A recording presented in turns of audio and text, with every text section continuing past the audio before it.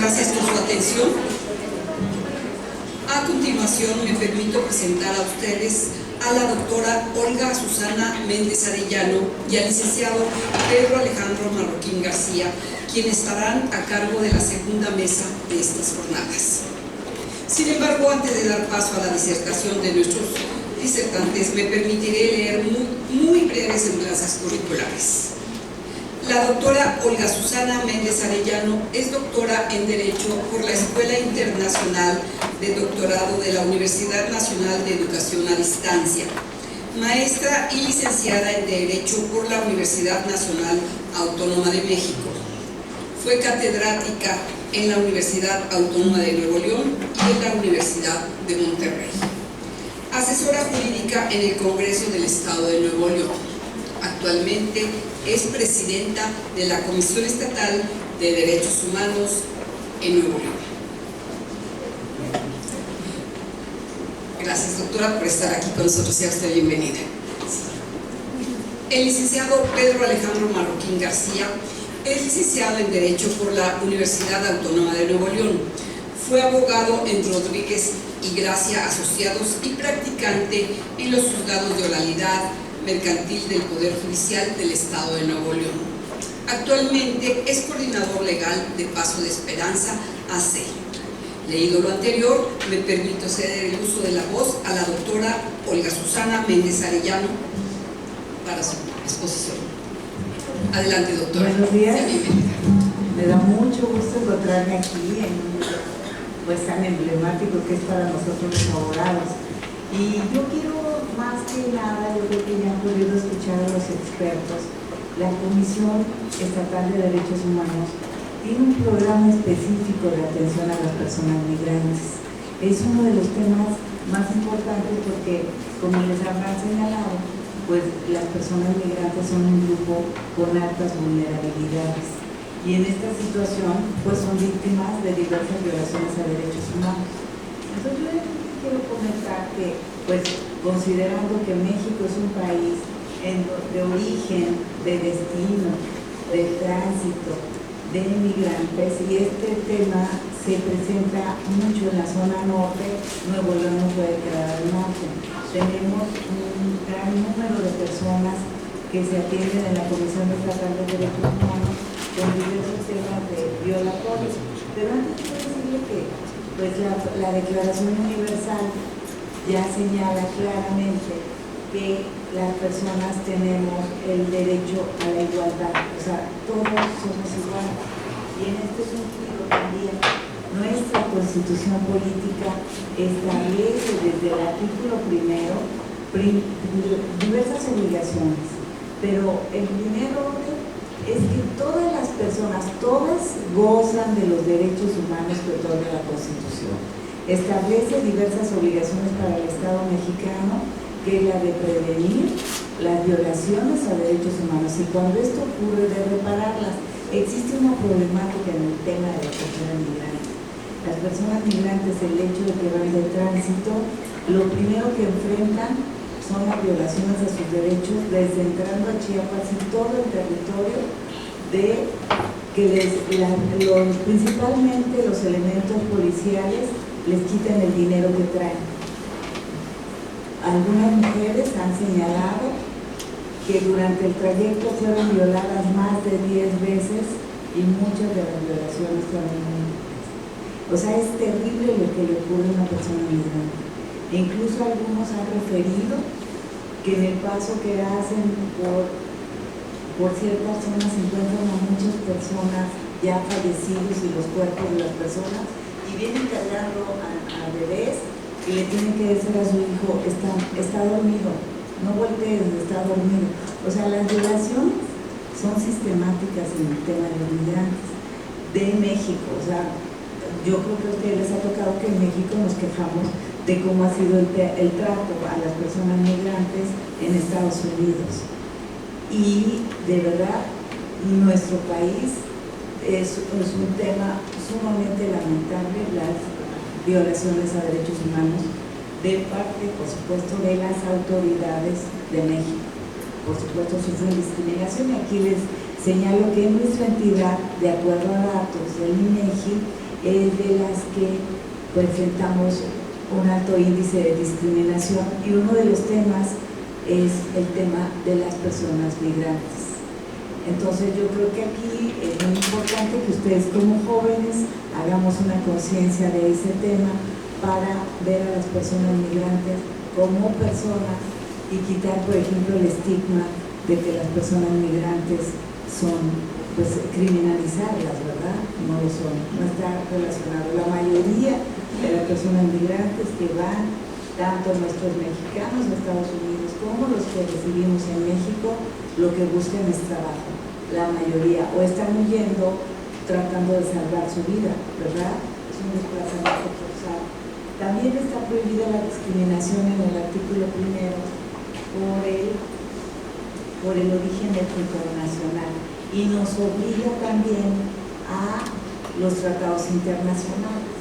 Y tienen diversos derechos, tienen todos los derechos de las personas migrantes, pero por supuesto a la libertad de tránsito, a la seguridad jurídica, a la asistencia consular. O sea, están en cualquier detención que tengan, las autoridades están obligadas a ponerse en contacto con el consulado correspondiente para que sepan y tengan derecho y sean protegidos. Muchas veces se encuentran solos, ¿sí? Derecho a la no discriminación, a solicitar asilo, a solicitar el reconocimiento de la condición de refugiado, a la dignidad, por supuesto, a ser tratados como personas, a la unidad familiar, a no ser criminalizado, a un alojamiento digno. Ahorita hablamos del tema del alojamiento, a no ser incomunicado y, por supuesto, a un intérprete o traductor. Y algo muy importante, las personas migrantes no pueden ser detenidas en las inmediaciones de los albergues, ni el Instituto Nacional de Migración puede entrar al albergue a hacer la revisión de documentos. Esto es muy importante, está reconocido incluso en la ley de migración. Las autoridades, yo quisiera hablarles más la experiencia que tiene la comisión y dejar un poquito de lado por el tiempo el aspecto teórico. Yo creo que lo que quiero ver es que ustedes sepan qué hace la comisión con el tema de las personas migrantes. Y también señalarles, en la siguiente gráfica vienen unos datos de ACNUR, ¿sí? Que el comisionado de Naciones Unidas para los Refugiados. Si las personas migrantes todas tienen altas vulnerabilidades, las niñas y los niños es aún más grave, porque en el trayecto, o sea, primero que salen el 48.6% salen por una situación de violencia, por problemas de violencia familiar y por motivos económicos, ¿sí? Y estas personas se exponen al maltrato, al rechazo, a la trata, al abuso sexual. Es muy grave, porque la obligación de los estados tratándose de niñas y niños debe ser reforzada, o sea, debe vigilarse esta situación. En cuanto a datos, les quiero señalar que la Comisión Estatal de Derechos Humanos es la que ha tenido el mayor número de quejas a nivel nacional en el tema de migrantes. Yo les voy a decir una cuestión: este tema de migración es de carácter federal. La investigación le corresponde, en caso de violaciones a derechos humanos, a la Comisión Nacional de los Derechos Humanos, pero para la Comisión Estatal de Nuevo León, este tipo de hechos no deben de ocurrir en nuestra entidad. O sea, estamos fomentando que todas las personas conozcan sus derechos y que respeten los derechos de los demás. Miren, tratándose de quejas que se enviaron a la Comisión Nacional, fueron 67 casos en el año 2022, y tratándose de autoridades locales se abrieron 26 quejas y un expediente de la Comisión de Arbitraje Médico. Por lo que hace a las autoridades federales, en esto 53 casos son del Instituto Nacional de Migración, de la Comisión Mexicana de Ayuda a Refugiados son 11 casos, y de la Guardia Nacional, de la Secretaría de la Nacional y del Registro Nacional de Cooperación se presentó un caso. Por lo que hacen las autoridades estatales, la mayoría siempre que interviene a las personas migrantes indebidamente, porque en los cursos de capacitación a los elementos policiales se aborda el tema de migración, no tienen por qué solicitarles documentación migratoria. El único facultado es el Instituto Nacional de Migración, pero lo hacen de forma ilegal o arbitraria y muchas veces con uso excesivo de la fuerza. Aquí hay 6 casos del Instituto Policial de Fuerza Civil, 4 casos que es la Secretaría de Seguridad y Protección Ciudadana de Monterrey, la Fiscalía, la Secretaría de Seguridad de Guadalupe, y después tenemos 3 casos del Centro de Reinserción Social número 1, del Hospital Metropolitano, uno de la Presamed y del Instituto de Defensoría Pública del municipio de Juárez y del DIF. Las quejas en el 2023, 24, ya en este año han bajado las quejas, pero les voy a decir que no es casual. Lo que hemos estado haciendo es buscar la colaboración como comisión del Instituto Nacional de Migración. Al principio fue difícil. Miren, recientemente hubo un problema de los elevadores del IMSS y era noticia. Elevadores del IMSS, Nuevo León, no me voy a dedicar mucho del tema, pero lo que les quiero comentar es que en Nuevo León, de los 6 millones aproximadamente, 4.300.000 tienen seguridad en el IMSS. Entonces, si la Comisión Estatal deja pasar eso, no tenemos una oficina de la Comisión Nacional de los Derechos Humanos aquí. Y lo ideal es que los asuntos se atiendan de forma inmediata. O sea, no esperar a la emisión de una recomendación, es un año o más dependiendo de las cargas de trabajo en la Comisión Nacional. Entonces hay que restituir a las personas de forma inmediata en sus derechos. Por eso buscamos la vinculación, así como con el IMSS, con el Instituto Nacional de Migración. Entonces, en este 2023 van 24 quejas que se envían a la Comisión Nacional. Tenemos 4 expedientes de Fuerza Civil. Del registro civil hay un problema porque las personas migrantes venían, fíjense, hay unos casos durante 2021, las personas migrantes tenían que acudir a Coahuila a registrar a sus hijos porque había la negativa en Nuevo León, porque no hay una razón jurídica, pero iban a registrarlos a Coahuila aún cuando tuvieran la constancia de nombramiento en Nuevo León. Y eso, actualmente ya no se presenta, tenemos solamente 3 casos, pero ha bajado considerablemente. Tenemos también 2 quejas a inclusión, 2 para la Comisión de Ayuda a Refugiados, y de ahí siguen diversas autoridades con un caso. Lo que es el DIF, Seguridad de San Nicolás, de Guadalupe y el Hospital Materno Infantil. Lo que ha hecho también la comisión es que cuando llegan a quejarse de que no se les brinda el acceso a los servicios de salud, lo que hacemos es comunicarnos inmediatamente con el hospital universitario, que ha sido un gran aliado para la comisión y que de forma casi inmediata les proporciona la atención médica, o bien les tramitamos el descuento cuando ha sido una atención hospitalaria. Y también les quiero comentar que pues, en la mayoría de los casos es por atención médica, por tratos crueles, inhumanos o degradantes o humillantes a las personas migrantes, le digo con estos estigmas de tratarlos como si fueran delincuentes, lo cual no es, detención arbitraria, detención ilegal, amenazas, también pues injerencias arbitrarias en el domicilio o en sus papeles, la negativa a la inscripción del acta de nacimiento, que en este año solo han sido 3 casos y ya se han solucionado. Tenemos 2 casos de que se trata del protocolo de Estambul, porque han señalado que es tortura y se les ha hecho este protocolo para determinarlo. Son determinadas como violaciones graves. Tenemos negativa para solicitudes de transparencia y tortura física en 2 casos de autoridades también estatales y uso desproporcionado o indebido de la fuerza. Aquí, en la siguiente gráfica, ustedes pueden ver que tiene este caso. La injerencia arbitraria la tiene la Secretaría de Seguridad del Estado y la Secretaría de Seguridad de Guadalupe. Lo que es la negativa de acceso a la información lo tiene la Secretaría de Igualdad e Inclusión.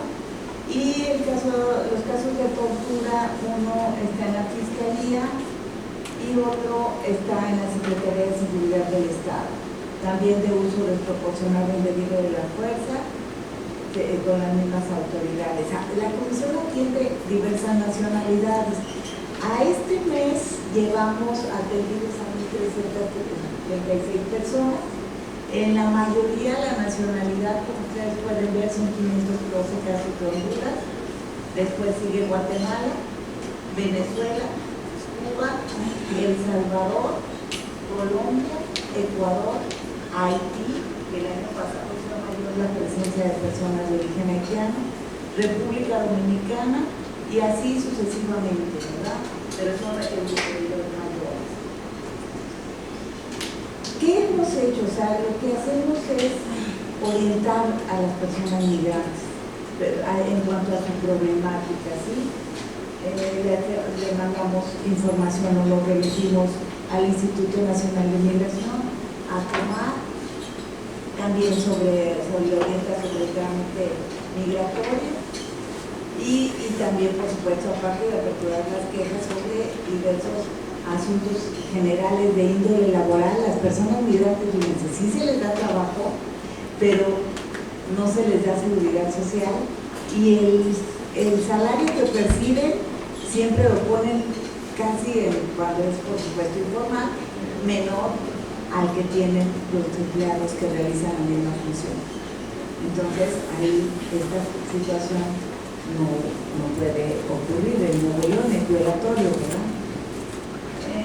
También les quiero comentar que trabajando en colaboración con la Secretaría de Inclusión, la Comisión Estatal tiene una oficina para dar atención a personas migrantes, ¿sí? Que es en una zona vulnerable para que tengan acceso, que es donde habitan las personas migrantes. También damos, por supuesto, orientación y canalización. Y quiero señalarles, miren, hicimos este acuerdo con el Instituto Nacional de Migración para hacer visitas periódicas. Cada semana vamos de forma periódica los viernes, pero si por ejemplo se recibe una nota periodística donde nos digan que a las personas migrantes se llevó a cabo se les retuvo, se les rescató, entonces en ese momento acudimos al Instituto Nacional de Migración. ¿Qué hacemos? Verificamos que tengan alimentación, atención médica, medicamento, la comunicación telefónica, que es muy importante, o sea que no deben estar incomunicados ante la ola de calor, que tengan luz, que tengan ventilación, porque antes, en el 2021, no se les permitía ni hacer la llamada, ni a veces a las mujeres ir al baño o asearse. Tenemos convenios con diversas organizaciones de la sociedad civil para trabajar en pro de las personas migrantes. Y les quiero comentar que toda esta información de la visita se va a conocer a la Comisión Nacional de los Derechos Humanos. Y también quiero comentarles de forma muy general, ya, que hemos hecho diversas peticiones con el tema de las horas de calor para que las personas no se encuentren en el tiempo interior de la estación migratoria. Hemos hecho colaboración con el instituto para darle, por ejemplo, el tema de una revisión a protección civil para que no ocurran los casos de Chihuahua que ustedes recuerdan. Y también hemos hecho llamados junto con la Organización Sin Fronteras para que se atienda este incremento en restricciones o violaciones a derechos humanos de las personas migrantes. También hemos hecho llamados desde el año pasado para la atención de vacunas. No se estaba vacunando a las personas migrantes, incluso la comisión por el COVID se dio a través de una intervención que hizo la Comisión Estatal y se solicitó al Sistema Nacional de Salud. También se hizo una solicitud por el tema reciente llevamos actividades lúdicas, ya es lo último. Y también estamos en comunicación con los representantes de los países y hacemos recolecciones de productos, asistimos a Casa India, Casa Nicolás, Casa Monarca para verificar su situación. Y por supuesto también señalarles que tenemos ahorita como una gran colaboración con el subsecretario de Derechos Humanos de la Secretaría de Gobernación en este tema, lo cual es benéfico para la comisión. Y quedo a sus órdenes para cualquier cosa. Muchas gracias.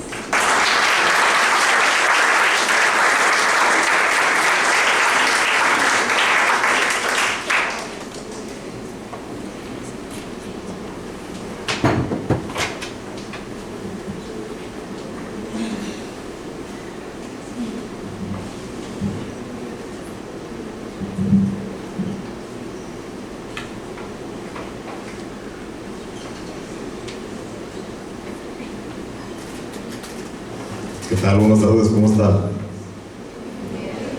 Ya a mitad de semana. Bien, primero que nada, pues buenas tardes. Buenas tardes, le agradezco a la Casa de la Cultura por el espacio que brindan este tipo de eventos. Y bien, el tema a impartirles, a platicar un poquito de ello, es el tema de migrantes dentro de un procedimiento penal en el Estado de Nuevo León. ¿Qué estaremos hablando? Bueno, principalmente tópicos de derecho penal, derecho migratorio y un poquito de derecho internacional también.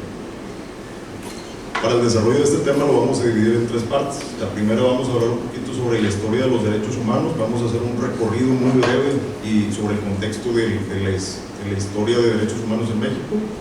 En un segundo punto vamos a hablar sobre las reformas constitucionales, bueno, principalmente la de junio de 2011 y las obligaciones de las personas juzgadoras.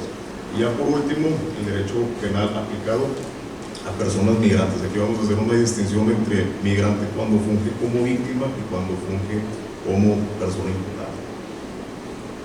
Bien, la historia de los derechos humanos. Ahí tenemos una imagen ilustrativa de Fray Bartolomé de las Casas. Hay que dejar en claro, primeramente, que los derechos humanos, tal como se ha mencionado, pues son esas invenciones humanas, producto de movimientos sociales, y no existe como tal un término, un momento, mejor dicho, donde se ha incorporado el término derechos humanos como tal. No es de que de la noche a la mañana a alguien se le ocurrió y dice, voy a inventar los derechos humanos.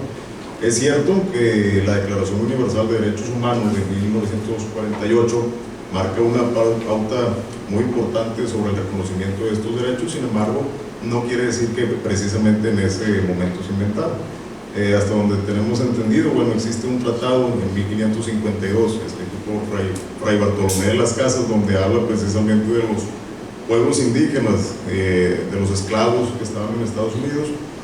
Y a la derecha tenemos a Carril Basac, que él en 1979 hace una conceptualización, o mejor dicho, una clasificación sobre los derechos humanos. Aquí él las divide por generaciones. Tenemos la primera generación, que comprende de los siglos, ahí no le alcanzo a ver, si me pueden ayudar, 17, ok. Principalmente ahí se trataron los derechos civiles y políticos. ¿Cuáles son los derechos que se tutelaban en ese entonces? Bueno, principalmente derecho a la vida, derecho a la seguridad, a la propiedad, etc. Que si bien es cierto, varios tratadistas comentan que estos derechos de esta generación son pues los derechos absolutos, ¿no? A diferencia de la segunda generación, que son los conocidos los derechos económicos, sociales y culturales, que hablaba sobre la vida digna, se incorporaron derechos ya como tal de la salud, de la educación, y varios aquí, a manera reflexiva, varios tratadistas hablan que estos son derechos subjetivos, ya que pues si bien es cierto que el Estado es el garante o es el principal ente quien debe de garantizar estos derechos, sabemos que pues esto como quiera es conforme a las necesidades o a la estabilidad económica que cada una de las personas tiene. Y ya por último, los derechos de tercera generación, se hablaban sobre derechos de justicia, paz y solidaridad. Aquí estos muchos expertos del tema mencionan que es de índole internacional o es de importancia internacional, ya que precisamente los derechos que se tutelan son los referentes al medio ambiente, un buen entorno político, etc.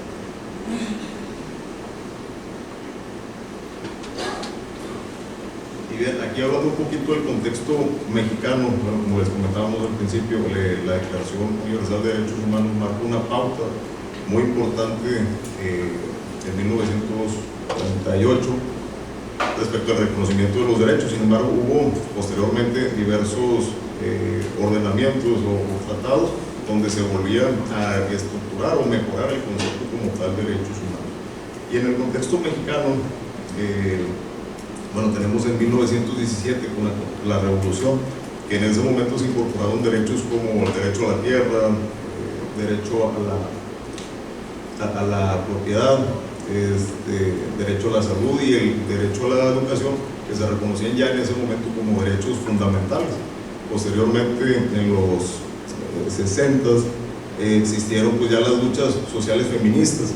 Posteriormente hubo otro momento significativo en donde en ese tiempo, en ese lapso, las organizaciones de la sociedad civil tuvieron un mayor alcance o ya empezaron a participar un poquito más en la política pública a raíz de todos los movimientos sociales que se estaban pues creando en ese momento. Y ya en los 90, pues ya ahora sí tenemos un reconocimiento más fuerte, por así decirlo, en cuanto a los derechos humanos con apoyo internacional. Y ahí al final, Marcos, sobre el Ejército Zapatista de Liberación Nacional, que este grupo, este movimiento social, pues también marcó una pauta muy importante, ya que dentro de su objetivo, su visión, pues era defender los derechos de los pueblos indígenas, pero pues no nada más apoyaban a pueblos indígenas, sino también a mujeres.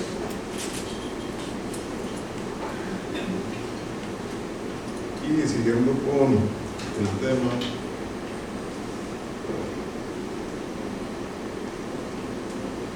bueno, ya estamos en el segundo punto, que es la reforma constitucional de junio de 2011 y las obligaciones de las personas juzgadoras. ¿Sí?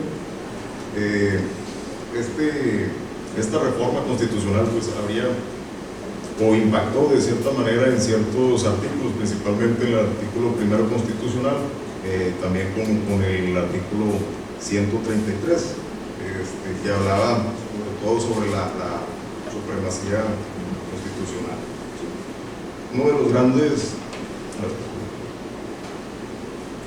los grandes temas de esta reforma 2011 es la incorporación del derecho internacional de los derechos humanos al rango constitucional, siendo que en tal artículo, en el primero, se mencionaban que las normas de derechos humanos que se reconocen en la Constitución y tratados internacionales que forman parte del bloque constitucional que hace alusión al artículo 133, hablarían o serían la máxima ley dentro del país mexicano. Y ahí hablando un poquito sobre el parámetro de regularidad que hace alusión también al artículo primero constitucional, es el título que le da la Suprema Corte de Justicia. ¿Esto qué consiste? Bueno, consiste en la incorporación de normas de derechos humanos por rango constitucional a la propia Constitución. Aquí hay un punto importante a reflexionar, que es que no se incorporó como tal el Tratado Internacional a la Constitución, sino se incorporaron los derechos que reconoce ese Tratado Internacional. Y bien, dentro de las obligaciones que tienen las autoridades de aquí del Estado mexicano, bueno, precisamente entre ellos consiste el promover, de fomentar a las personas sus derechos humanos, respetar, es decir, no vulnerar los derechos humanos más allá de la esfera jurídica de la persona, garantizarlos, que es el compromiso que tienen las autoridades de que no vaya a existir una violación, y por último protegerlos, ¿verdad? De nueva cuenta que no exista esa afectación a derechos humanos.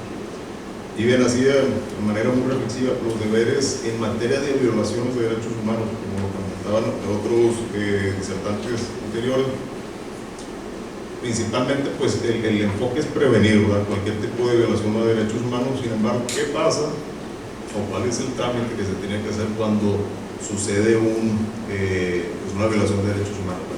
En primer término se tiene que investigar, una vez investigado y que se encuentre al culpable, pues que reciba una sanción, ¿verdad?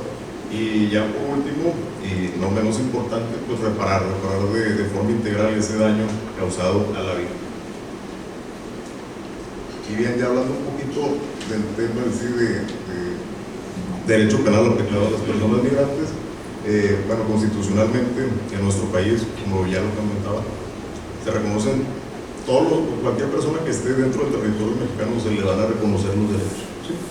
A propósito, en el año 2008, el Estado mexicano estaría pasando por uno de los cambios más significativos en materia penal, ya que en este momento se incorporó la reforma del sistema que hoy conocemos como adversarial y acusatorio, quitando todo ese paradigma del sistema inquisitivo o el tradicional que se tenía anteriormente.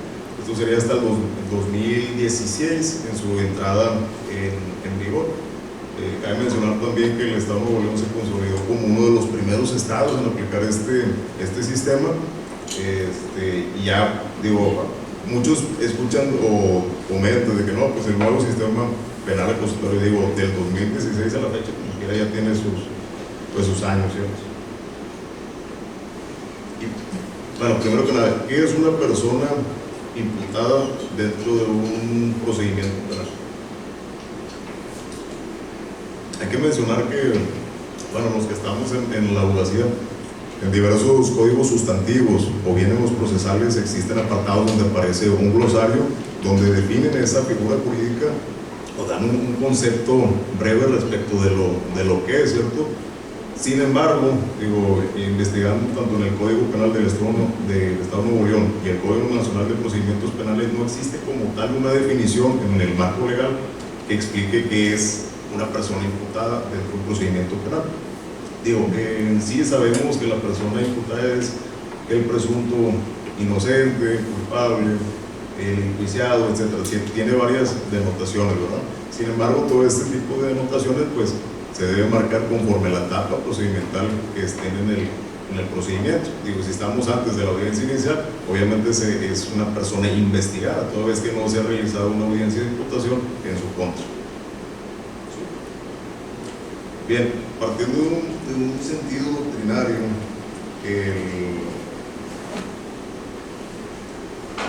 el autor español Julio Ferreiro menciona que la parte imputada es aquella parte acusada por excelencia, ya que contra esta se ejerce la acción penal y se busca la interposición de una pena o medida de seguridad. A diferencia del jurista Vicente Mancini, nos comenta que el imputado es aquel individuo donde se somete a un procedimiento penal como probable responsable, con o sin razón de ser autor intelectual, material o partícipe de un hecho delictivo.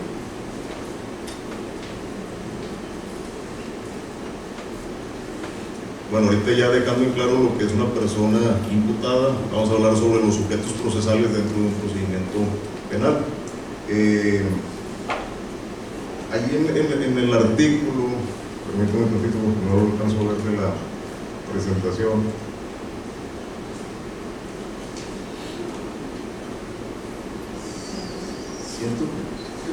¿105? Bueno, en el 105 nos habla primeramente de los sujetos procesales. Ahí nos está mencionando la persona juzgadora, que puede ser, bueno, dependiendo de la etapa, juez de control o juez de juicio oral penal, el policía, la UMECA, defensor, Ministerio Público, víctima e imputado. Sin embargo, el mismo numeral hace una clasificación que únicamente será parte dentro del procedimiento penal la víctima o ofendido, su asesor jurídico, el imputado y el defensor. La adecuada defensa para imputados migrantes. A ver, esta. En el artículo 113 del Código Nacional de Procedimientos Penales encontramos un catálogo de los derechos que tiene una persona imputada. ¿Qué derechos tiene? Bueno, por mencionar algunos, el derecho a una defensa, a que el Ministerio Público se le compartan los datos de investigación. Sin embargo, en el tema de derecho migratorio para las personas migrantes es importante ciertas fracciones. En estas fracciones estaríamos hablando de sobre la asistencia consular y el apoyo de un intérprete, ¿sí? Para aquellas personas, por ejemplo, en el caso de Haití, que se someten a una contienda penal, pues tienen ese derecho de ser asistido por un intérprete o traductor, y también del apoyo a la asistencia consular, que también ya se mencionaba anteriormente. Y bien, dentro de los procedimientos del orden penal, todas aquellas personas juzgadoras pues tienen a su alcance, bueno, inclusive también las otras partes contendientes, que defensa y Ministerio Público, tienen instrumentos a su alcance, nacionales y locales, para que sean aplicados dentro de un procedimiento. Entre ellos hay protocolos, manuales, o bien ya el de carácter internacional, que es el conjunto de principios para la protección de todas las personas que se encuentren en cualquier forma de detención o prisión. Esa dictada por la Asamblea General de la Organización de las Naciones Unidas. Y bien, hablando ahora sí de la persona víctima, del migrante como víctima de un procedimiento.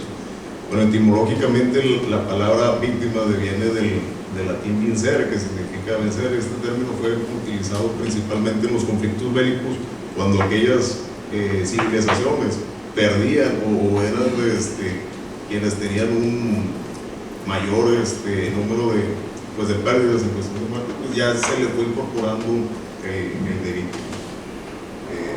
Hablando un poquito ya sobre el sentido doctrinario, ahí tenemos una definición de lo que es la persona víctima y también del marco legal. La Ley General de Víctimas señala en el artículo 4, dice: se denominarán víctimas directas aquellas personas físicas que hayan sufrido algún daño, menoscabo económico, físico, mental, emocional o en general cualquiera puesta en peligro o lesión a sus bienes jurídicos o derechos como consecuencia de la comisión de un delito o violaciones a sus derechos humanos, reconocidos en esta Constitución y en los tratados internacionales de los que el Estado mexicano forma parte. Y bien, hablando ahora bien de los derechos de la víctima, en el artículo 109, de nueva cuenta nos vuelven a mencionar un catálogo de derechos inherentes a la persona: derecho a contar con un asesor jurídico, a que se le repare el daño de forma integral, que se le comparta la carpeta de investigación. Y guardan muchas similitudes estas dos fracciones que ven en pantalla con las que ya habíamos visto de los derechos del imputado. Sin embargo, por ejemplo, este artículo del 109, a diferencia del artículo anterior, el 113, no obliga al asesor jurídico que cuente con un conocimiento previo sobre la lengua o la cultura que habla la víctima. Y aquí, si nos ponemos a pensar un poquito, digo, en un caso hipotético, estamos en una audiencia de juicio, la defensa hace una argumentación y para poder contrarrestarla, en sí el primer facultado es Ministerio Público. A diferencia después del Ministerio Público, pues es el asesor jurídico. Entonces, si no existió en sí una buena comunicación circular entre el víctima y el asesor jurídico, pues se le podría, el asesor jurídico en este caso podría contestar de forma incorrecta o imparcial, de lo cual pues traería una consecuencia en sus derechos humanos, una afectación a sus derechos humanos. Bueno, también, por último, el artículo 110 del Código Nacional de Procedimientos Penales se hace una aclaración que el asesor jurídico tiene que tener conocimiento previo sobre pueblos indígenas, pero si leemos, desmenuzamos dicho artículo, no obliga a los asesores jurídicos que cuenten sobre un estudio o un conocimiento previo a la persona migrante. ¿Por qué? Porque aquí únicamente generaliza a los pueblos indígenas. Y bien, la asistencia consular, que ahorita también ya se había mencionado, es una herramienta muy importante para ambas partes, tanto víctima como imputado, ya que pues en estos casos esta asistencia pues sirve para el apoyo de documentos, de una certificación, del auxilio en sí que pueda dar el consulado, y ya en conjunto todo esto pues forma una defensa más adecuada para la persona que está en la contienda penal. Ya por último, a manera reflexiva, ahí tenemos las etapas del procedimiento penal. Es muy rápido, digo, la primera etapa comprende de la denuncia o querella, o bien cuando son detenidos en flagrancia, comprende desde la primera investigación hasta la puesta en disposición del juez de control. Y esa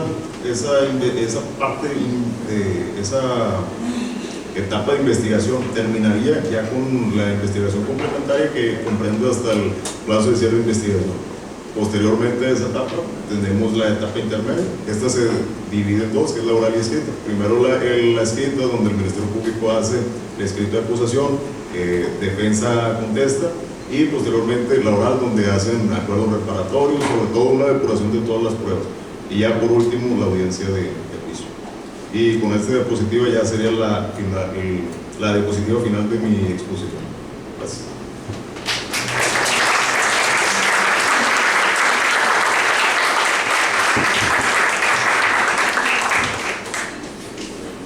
Pasamos a la sesión de preguntas. Tenemos una pregunta para cada uno de los expositores por el tiempo que tenemos.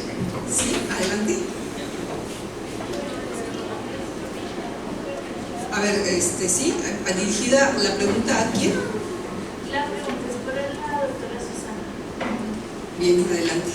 ¿Qué está haciendo el gobierno federal en pro a los inmigrantes para darles un trato digno y cuál es la postura de los derechos humanos al respecto? Esa es una pregunta muy importante, porque en el 2021, en 2022, en el 2022 se hizo una caravana de 2.500 personas migrantes que estaban en la central camionera. No las dejaban ir al baño, porque para ir al baño tenían que pagar 7 pesos. Tenían permiso de transitar por todo el territorio, pero habían pagado su boleto para llegar a Piedras Negras, Coahuila, y los bajaron en Nuevo León, y ya no les querían meter el boleto ni devolver el dinero. La pregunta es muy importante, porque a veces reflexionamos en la política, que el discurso se da es que sean bienvenidos los migrantes. Esa es la política federal, pero la realidad es que los traen a Nuevo León. Incluso ahora es mucho más rápido el retorno. No se analiza a la persona si está siendo desplazada por violencia generalizada, que también está ocurriendo en México. En reuniones de organismos de protección de derechos humanos vemos que unos de Michoacán se pasan a Guerrero y otros de Guerrero a Michoacán por una situación de violencia en esa zona. Bueno, aquí no se ha analizado en muchos casos. A veces les digo, el problema en los derechos humanos es que las personas no quieren acercarse a la autoridad, no esperan la resolución de su queja, por eso hay que atenderlo muy rápido. Y definitivamente me parece que la política a nivel nacional no corresponde con los hechos.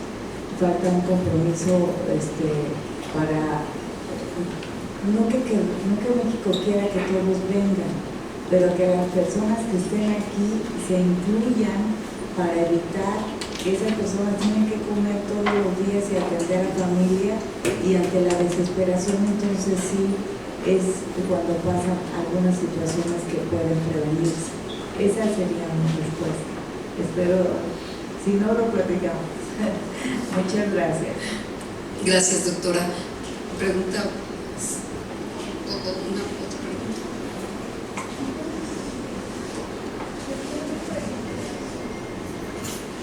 También para la doctora una pregunta, como en esta misma línea, si uno se encuentra que una persona o un migrante está siendo inspeccionado por una autoridad que no es el Instituto Nacional de Migración, uno como ciudadano, y bueno, yo que no soy abogado ni estoy estudiando y que me faltan como la teoría o los argumentos legales, ¿cómo puede ayudar sabiendo que a final de cuentas es una relación humana con el policía o la fuerza civil, confrontar o defender a esta persona que está siendo tratada ilegalmente? O sea, ¿cómo puedo llegar yo a decir lo que usted está haciendo es ilegal en base a estos artículos?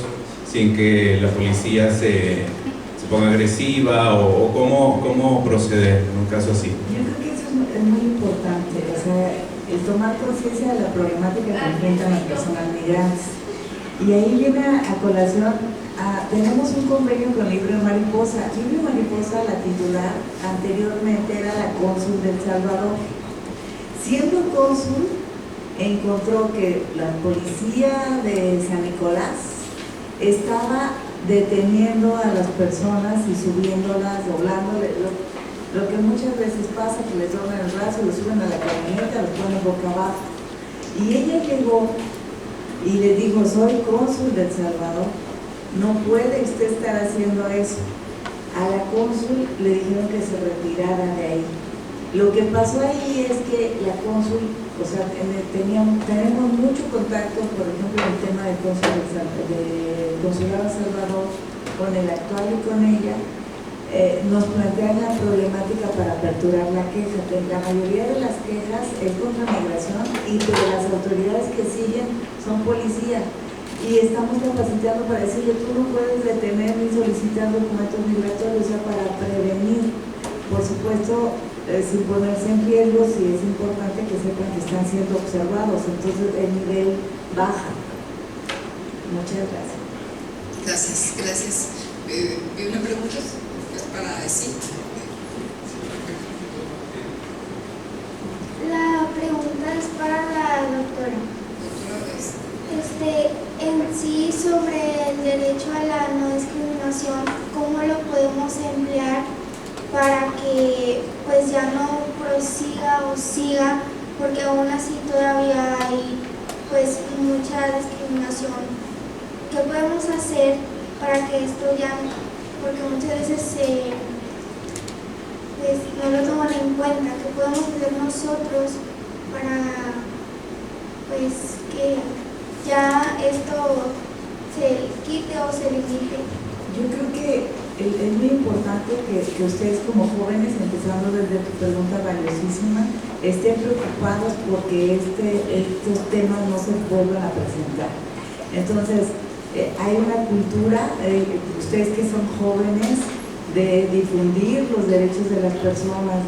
Las personas como ustedes que están estudiando son los que van a lograr que en las siguientes generaciones no se dé este tipo de discriminación. Sin duda se pueden convertir en aliados de la Comisión de Derechos Humanos, en redes de jóvenes universitarios, en donde se promueven los derechos, todo tipo de derechos, y ahora se difunden y se hacen grandes redes para que las personas conozcan. Muchas veces tenemos culturas muy arraigadas, o a veces son prejuicios que se cambian con la explicación de los que estudian el derecho y de los que van sensibilizando para que las personas sean tratadas con dignidad. Yo creo que es muy válida esa preocupación. La Comisión trabaja mucho en los cursos y talleres con jóvenes universitarios, pero también con jóvenes desde nivel primaria, incluso de los temas de violencia hacia las mujeres, porque es un tema muy grave que está al interior de las familias, es un tema cultural, pero que sin duda los organismos de protección y las universidades son de gran importancia para cambiar la mentalidad de las personas, nuestras estudiantes y estudiantes, que cambien, vean y se involucren en la promoción de los derechos de las personas. Muchas gracias. Pues muchísimas gracias a nuestros expositores. Gracias. ¿Quiere cerrar con alguna reflexión, doctora? ¿Quiere cerrar? Pues a mí quiero reiterarles que los derechos de las personas migrantes han sido de los temas más dolorosos como Comisión Estatal. Cuando acudimos a los albergues y vemos la situación en que se encuentran, yo creo que es momento de que pues, nos solidaricemos de diversa forma con este grupo y tomar conciencia de sus necesidades y del compromiso como sociedad a no estigmatizar y a no discriminar, porque ha sido este problema de alcaldes donde dicen: no los quieren en el parque, tengo problemas con la población que ya no los quieren tener aquí. Entonces sí es un llamado a evitar cualquier tipo de discriminación, Sí, sobre todo las señaladas en el artículo primero, ¿verdad? Que es origen étnico, las preferencias sexuales y todas estas tipos que van dejando a las personas fuera de cualquier derecho. Pues muchísimas gracias, doctora. Licenciado, ¿quieres cerrar con una frase reflexiva, un consejo, mejor dicho, que anteriormente me habían dado un abogado con el que trabajaba. Me dijo, tienes que leer. Un abogado que no le gusta leer es como un nadador, un surfista que no le gusta el agua. Entonces, digo, yo todavía me sigo preparando. Este comentario lo hago porque predominan los estudiantes, entonces pues hay que leer, actualizarnos y seguir estudiando. Gracias, gracias.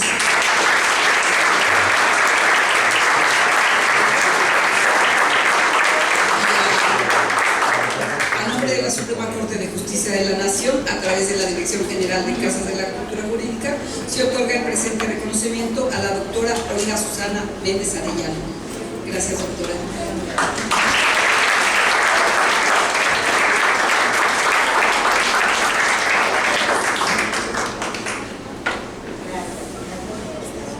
Igualmente, la Suprema Corte de Justicia de la Nación otorga el presente reconocimiento al licenciado Pedro Alejandro Marroquín García.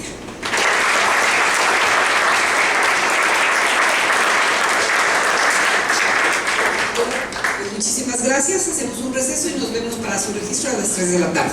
Buenas tardes.